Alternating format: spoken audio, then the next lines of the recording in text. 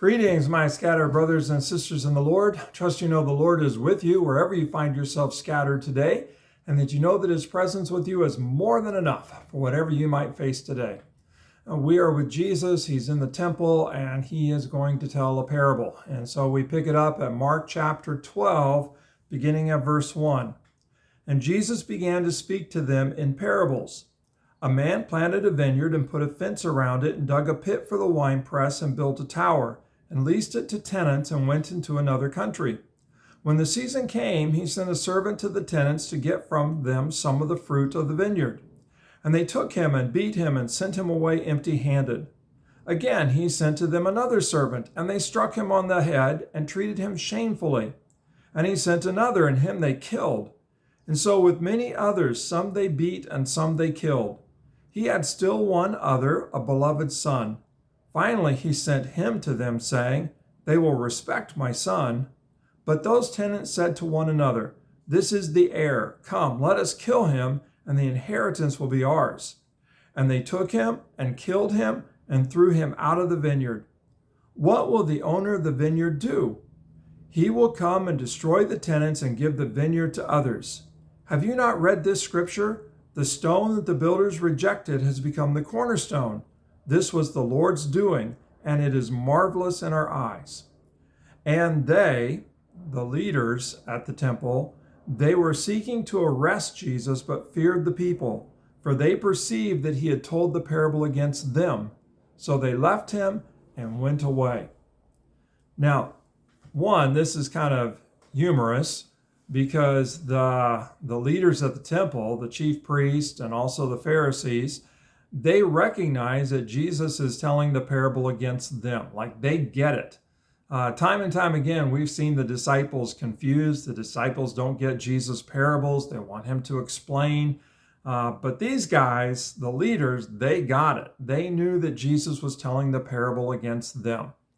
And there's a lot we could look at in terms of the vineyard imagery and how that was representative of Israel and the servants being rejected and killed, and how those could be the prophets and ultimately John the Baptist. But the key point is that Jesus is the Son.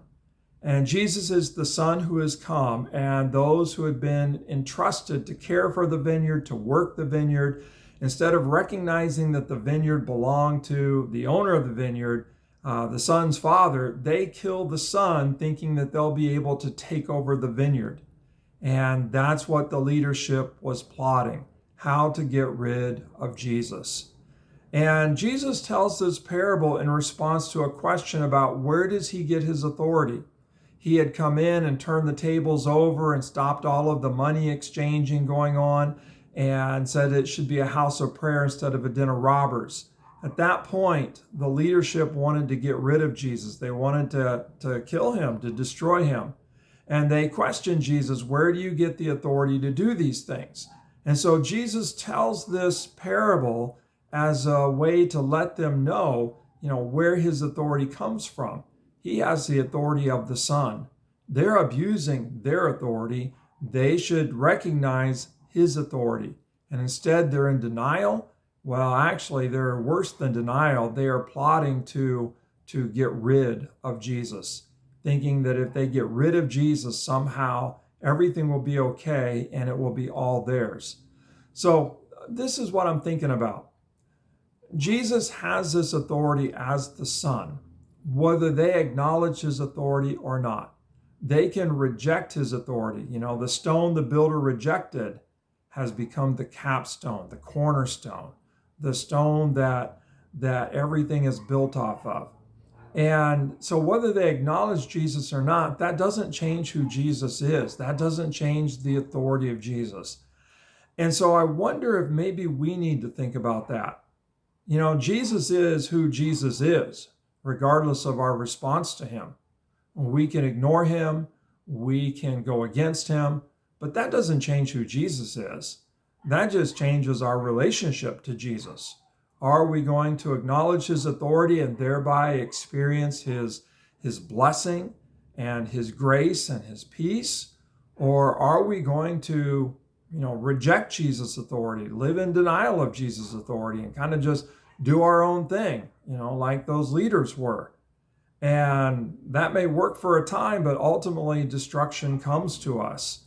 And we don't know the peace of Jesus, rather we'll know the destruction for rejecting the Son. And so that becomes the big challenge to me, I think probably to all of us, is, Jesus is who Jesus is. Are we responding appropriately to his authority and allowing him to be Lord over our lives? The vineyard was entrusted to the tenants. The work of the temple was entrusted to the leadership.